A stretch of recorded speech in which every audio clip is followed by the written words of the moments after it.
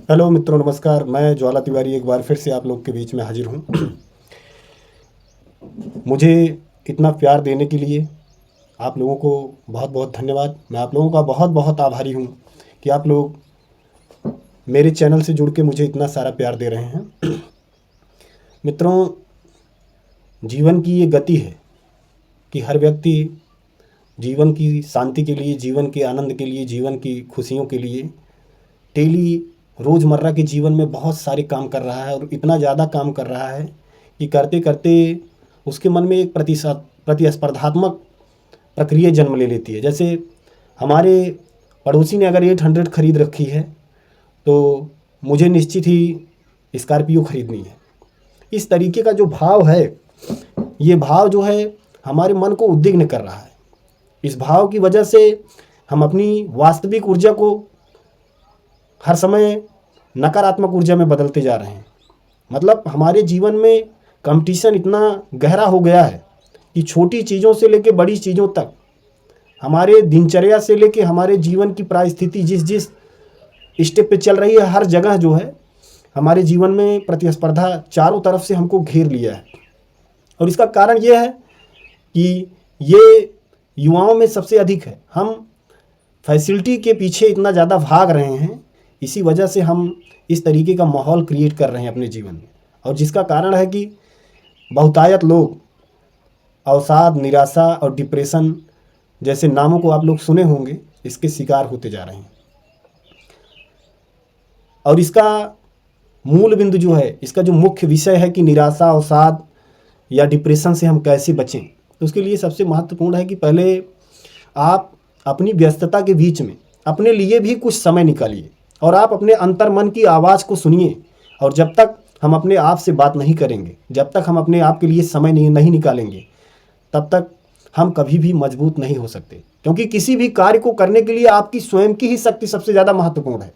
और स्वयं की शक्ति जब आपकी सेंट्रलाइज नहीं है, एकाग्रचित नहीं है, स्वयं की शक्ति को आप पहचान नहीं पा रहे हैं, वो छोटे छोटे टुकड़ों में बंटती चली जा रही है। कभी ये सोच रहे हैं, कभी वो सोच रहे हैं, कभी यहाँ जाना है, कभी वहाँ जाना है, क्योंकि हमारे पास इतना समय ही नहीं है कि हम जरा सा ब्रेक लेके अपने लिए सोच सकें। तो पहली बात तो अवसाद, डिप्रेशन या नकारात्मकता या आधुनिकता का जो विकिरण है, उससे बचने के लिए अगर आप कुछ कर सकते हैं तो उसके लिए है कि आप अपने अंतर मन की आवाज़ को पहले सुनिए। आप अपने आप के लिए समय निकालिए, आप खुद से बातें करिए और आप ये मानिए कि ये संसार में हम जो कुछ भी करेंगे उसमें मेरा सबसे बड़ा रोल है। क्योंकि अगर आप अपने आप को महत्व नहीं दे रहे हैं, तभी तो आप अपने लिए समय नहीं निकाल रहे हैं। अगर आप अपने आप को महत्वपूर्ण समझते हैं तो पहले खुद से बातें करना स्टार्ट करिए और खुद के लिए आप समय निकालना स्टार्ट करिए। और निराशा और अवसाद से बचने के लिए जो महत्वपूर्ण बिंदु हैं वो ये है कि आप कितने भी कॉम्पिटिटर हो जाइए, आप कितने भी प्रतिस्पर्धात्मक समाज में रहते हैं, ये तब मायने रखता है कि जब आप स्वस्थ रहेंगे। पहले आपका स्वस्थ रहना जरूरी है, फिर समाज में आपका क्या कद है ये अपने आप निर्धारित हो जाएगा। तो इन सब चीज़ों के लिए सबसे महत्वपूर्ण है कि आप अपने प्रियजनों, अपने सगे संबंधियों, अपने परिवार के उन लोगों के साथ रहिए जो आपको एक पॉजिटिव ऊर्जा देते हों, उनके संपर्क में रहिए और उनको अपने संपर्क में रखिए। आप जो आज एक ग्लोबलाइज हो गया है कि लोग 12 बजे रात में, 1 बजे रात में, 2 बजे रात तक सो रहे हैं, सुबह मिलते हैं, पूछिए कितने बजे उठते हैं, भैया 10 बजे उठते हैं हम सो के, 11 बजे सो के उठते हैं। इस ट्रेंड से भी आप बचने की कोशिश करिए। आप अच्छी नींद लीजिए, क्योंकि स्वस्थ मस्तिष्क के लिए अच्छी नींद लेना बहुत आवश्यक है। तो अपने परिजनों के संपर्क में रहें, अच्छी नींद लें, शारीरिक गतिविधियों में आप भाग लें और उन हर मुद्दों को आप छोड़ने की कोशिश करिए जो आपको नकारात्मकता की ओर ले जा रहे हों, जो आपके शांति को छीन कर रहे हों, जो आपकी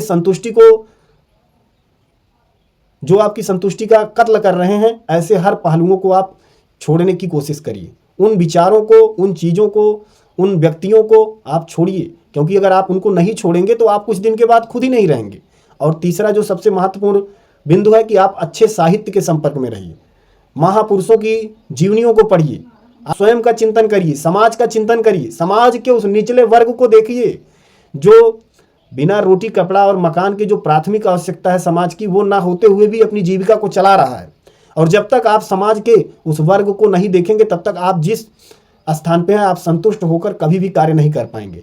तो अवसाद से बचने के लिए जो सबसे महत्वपूर्ण है कि आप अपने आप को समय दीजिए और अपने प्रियजनों, अपने आप को खुशी देने वाले उन लोगों के संपर्क में रहिए और अपने आप को शारीरिक गतिविधियों में भी लगाइए। ऐसा नहीं कि हम लैपटॉप पे बैठे हैं, कंप्यूटर पे बैठे हैं, 8-8 10-10 घंटा बैठे फिर खाए सो गए, तो आने वाले समय में आप जरूर ही रोगी बन जाएंगे।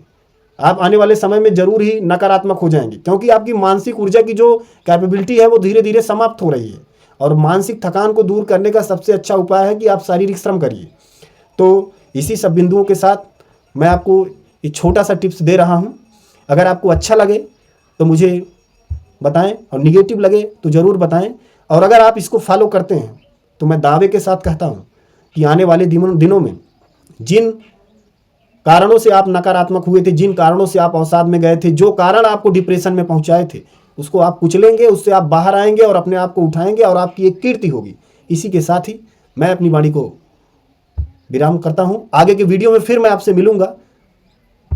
जय हिंद, जय भारत।